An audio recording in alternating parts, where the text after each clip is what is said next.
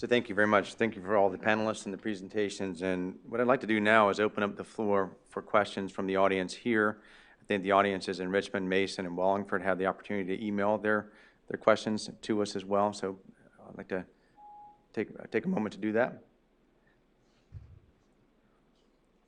So while we're waiting for the questions to come in, or for the audience here to get their I have one question here that I'd like to ask Dr. Cascione on this. And Dr. Cascione, the work you described with Cleveland Clinic it puts Cleveland Clinic, I think, on the forefront in terms of progressiveness in using these types of data to improve the payment models within healthcare, which you spoke to very well. In addition to Cleveland Clinic, do you see others, and I would really call that a center of excellence around payment innovation. Do you see others around the country that you work with or that you've come across that have similar type mindset that are making similar type progress? And what other places would you consider to be progressive in that type of thinking as well? Well, I think all of the integrated delivery systems probably have an advantage here. So the folks like Kaiser, University of Pittsburgh has a lot of activity here because they have their own health plan. So it's those integrated delivery networks that I think have made the most strides in this area. The fact is there is a lot of activity, a lot of purposeful activity, but we're so early on that to give anybody including ourselves, any sort of kudos to say that we've made huge impacts. I don't think that anybody's made a significant impact. I mean, I think that if you look at some of the things that are coming out of the government, the Medicare Innovation Center, those projects are just now starting to return the results, and we're starting to just now get information on how these new payment models will change things. So I think the integrated delivery networks that are out there are probably best positioned and have the most activity there, but there is a flurry of activity from hospitals that are 200 beds all the way up to integrated delivery networks like Kaiser or University of Pittsburgh or Cleveland Clinic. Those networks all have some activity in this space because it is it looks to be a fait accompli that we're going to have some change in the payment models. Great, thank you. I think there was one question here in the audience. Yes, hi, Celeste Stanley with Eli Lilly. I'm just curious, and I'm not sure which panelists might want to speak to this, but I just wonder what, if any, impact meaningful use and some of the other mandates might have if you had a crystal ball on real-world evidence going forward. I think you got 4 people we could address that. I mean, Brian, do you have thoughts on that? So I think certainly meaningful use puts incentive and dollars around the need to have electronic data within your practice, whether it's hospital, IDN, large provider group. And I've been around the country for the past 2.5 years working on this real-world evidence function and capability, looking at a variety of different types of data sets. And I think that it is clear that there's a real push around the country to get there, to actually have the data set available and to have it available at point of care for the doctor to use. It's happening in large provider practices. It's also happening in IDNs and hospitals. So I think it already has made a difference in the amount of data we have available to us. It is just amazing what's happened in the past couple of years in this country. And everybody's just pushing to get there so that they are compliant with that meaningful use. So I think it's already making an impact, making more data sets available, the right data sets available. And then I think it has an impact not only on the amount of evidence, but it will eventually make differences in patient outcome, because you're creating the ability of the doc to have the data at the point of care, and he sees the entire patient. And that we've never been there in this country. Kurt? From an HIE perspective, one of the things that's been very helpful is there's been a standardization then in terms of the coding systems, the data, how it should come in, how it should look, and it actually helps us because we don't have to do as much clean of the data because of those standards. We also think that the exchange of information becomes much easier, once again, through the standards, things like CCDs, the CDA requirements, et cetera. So we think that the ability now to exchange and to share information has been accelerated through the meaningful use activities. Terrific. I think we have. Carmel Egan, Lily. I have a question for the panel around the implications, vision, or the current reality relative to drug development, and particularly clinical trial design, and what you see in our future as you look at some of the opportunities here and the progress we're making around real-world evidence. Yeah, I think I'll take that. So thank you. That's a good question. I have watched AstraZeneca utilize this function not just within the U.S. market, but also in the U.K. In the UK, we have another partnership going on there with academic centers and another partner that's beyond HealthCore.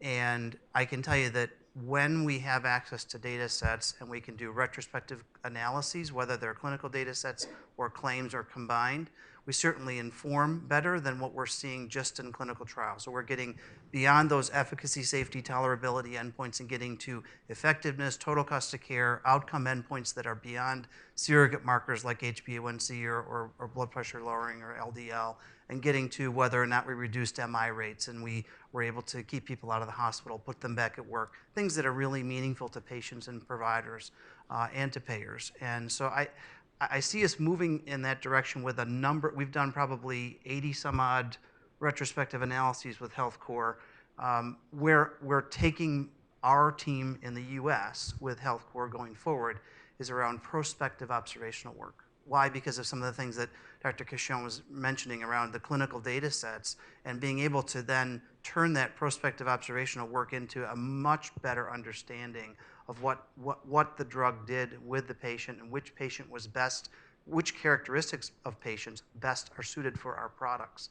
And in order for us to get there, we've got to do prospective registry work, prospective work with, kind of mixed trial designs, naturalistic designs that use not just registry but also claims data and validate those claims data against the clinical data sets as we're doing the trial so that we can build those endpoints into phase 3, 3Bs and have those endpoints available either in label or at least available once we come to market and published for the peer-reviewed literature to have available. So that's where I see it going. I'm sure other pharmas are thinking the same. I know some of your global outcomes folks within Lilly are thinking along these lines and have already done. I've seen one published prospective observational work from your outcomes team. So I think it is the direction that if we're going to be able to understand the full value and place in therapy for our products, we've got to do their prospective work because the retrospective work still leaves you with a bunch of confounding factors and assumptions, and you still are left with an incomplete picture of where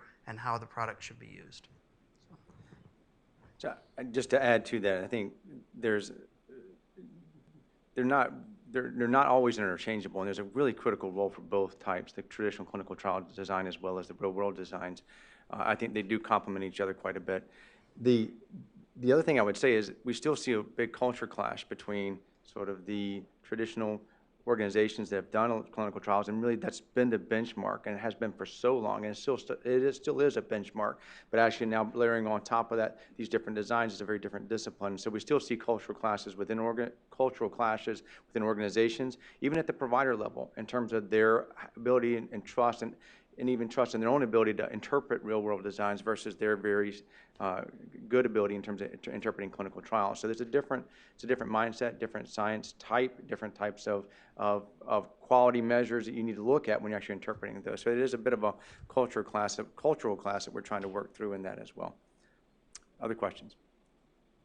Hi, my name is Sean Conway, and my question evolves around mobile health. Smartphones, tablets, biosensors. Where you all see this playing a disruptive role potentially in healthcare delivery as well as in clinical trials, objective and subjective measures. Thoughts, panel? Yeah, I'll give a thought there, and it's kind of interesting. Going back to my experience in the paramedics, one of the things that's been interesting in terms of the evolution just in the 2 years is I think in Marion County now there are a number of paramedics that have tough books that can actually access your clinical record that we carry through iHigh at that point. So before they would even start a line or anything, they have that information to know if there's going to be any potential harmful drug interactions, et cetera. And so to me, that's an interesting push of the technology where it started out in ED, but now we're going to the next level of caregiver, in this case, a paramedic. And so we see more and more of that kind of activity going on. Dr. Cashman. And one of the things that we have done is the sort of personalization of healthcare. And so our electronic health record is completely transparent to patients. They can access it through their smartphone. They can schedule their appointments. They can send their physician an email. And it's called MyChart, is a product at Epic, the electronic health record, and it is pretty remarkable. I know my wife tracks everything through MyChart, and the fact is you can email your physician, you can email results, you can email. So I don't see it as a disruptive technology. I really see this as something that is going to make us far more efficient. And if you go back to what I said about Rand said the two things that will sort of bend the cost curve as we start to think about it. One of those was patient being more responsible for their own care. And so having that immediate access to your physician and having that immediate access to your records informs the patient better, and I think will make them feel better as we drive toward more and more physician or patient responsibility for the economics of their own health care. I think your point's it's an intriguing question, and that thinking about sort of mobile health has a lot of dimensions to mobile health, as we just described. What it also does, I think, is if we think about the silos we were talking about before, we have claims data, and claims data tells us when the patient encounters the system and generally what happens when they do. You've got electronic medical record data that comes from the different sources where they receive care, but there's still a blind spot, right? The blind spot is what happens when they're outside of the healthcare system. And mHealth has the opportunity to actually help us to monitor that and bring that back into the assessment, bring it back into the decision making. So I think if you really contemplate a 360-degree view of the individual, then mHealth, mobile health type technologies, I think have a really critical role in us doing so. So they're already being used in clinical trial designs now, both here and in other parts of the world. I think increasingly we'll see that being the case even more so. I think using it in routine patient care as these technologies become more pervasive and actually much more reliable, I think there's no doubt it'll play a big role with it. Our care paths are on our PDA, or our PDA is an old term, but are on our personal devices. And so if I need to pull up a care path or I can pull up real world evidence, I can pull it up right on my phone. Yeah, great, terrific. On the clinical trial front, I think that the biomarker technologies, the vital sign technologies, the PRO instruments that have been validated now can be built into clinical trial designs, and actually can arm patients with the mobile app right on their phone to be able to report the information back. It improves our efficiencies, and it actually helps us to get better data. So, terrific. Good morning, Jason Bork with Your Encore. We had a great discussion this morning about the 360 view of the patient, largely driven by integration of life science industry, public-private partnerships, academia. Do you see a potential opportunity, again, with the perspective of the 360-degree patient, to integrate further with consumer products, consumer health, nutritionals, et cetera? And if so, what might that look like?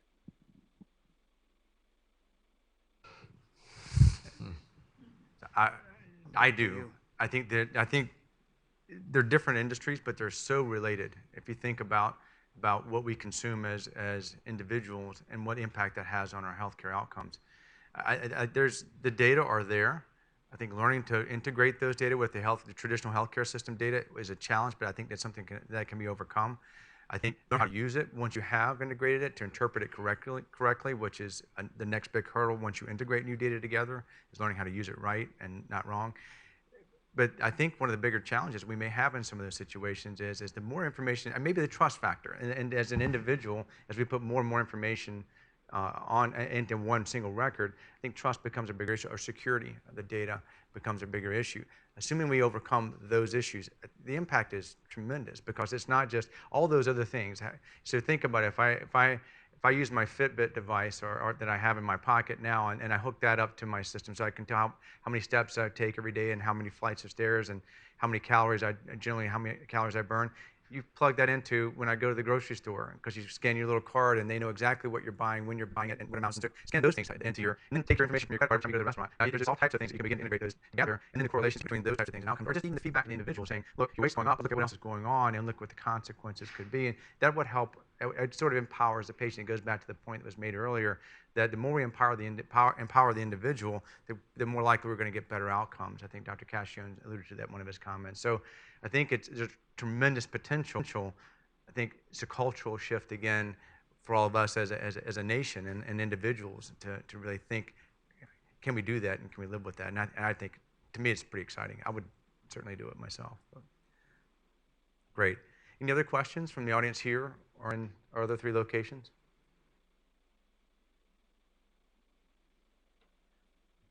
Well, great. Well, I want to thank you again for having us here, and I'm going to turn the podium back over to Lori Leary. She's the Director of Public Relations and Marketing for BioCrossroads. Lori.